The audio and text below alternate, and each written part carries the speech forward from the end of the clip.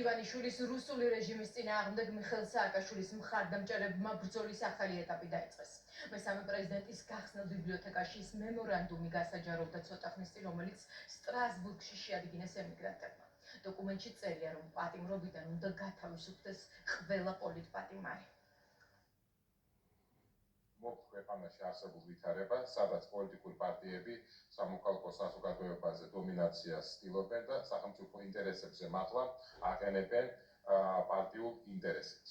შესაბამისად, პარტიოთ მოვითხოვთ მიხეილ სააკაშვილის დაუყოვნებლივ გათავისუფლებას, როგორც ევროპის ადამიანის უფლებათა სასამართლო სტანდარტების უხეში დარღვევის მაგალითზე დათმობით. ამასთან მოვითხოვთ ყველა პოლიტპარტიის გათავისუფლებას, ვის მხოლოდ პოლიტიკური პოზიციის ან სამოქალაქო აქტივიზმის გამო იმყოფება პატიმრობაში. შესაბამისად, მოუწოდებთ საზოგადოებას ერთიანობისკენ, რათა შეიქმნას მტკიცე და ამოუკიდებელი სამოქალაქო მოძრაობა, რომელიც არ იქნება პარტიული სტრუქტურების ნაწილი და იმოქმედებს ქვეყნის სასარგებლოდ.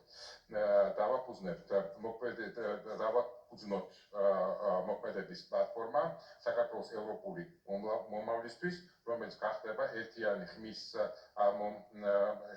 იარაღი სამოქალაქო საზოგადოებისათვის ქვეყნის შიგნით და მის ფარგლებს გარეთ. როდესაც ემიგრანტების მხრიდან მოდის, ფაქტობრივად ეს ხალხი გვინახავს ჩვენ. ეს ხალხი ინახავს ჩვენს ბიუჯეტს და საერთოდ ჩვენ ვარსებობთ მათი ძალით და მათი ძალისხმევით.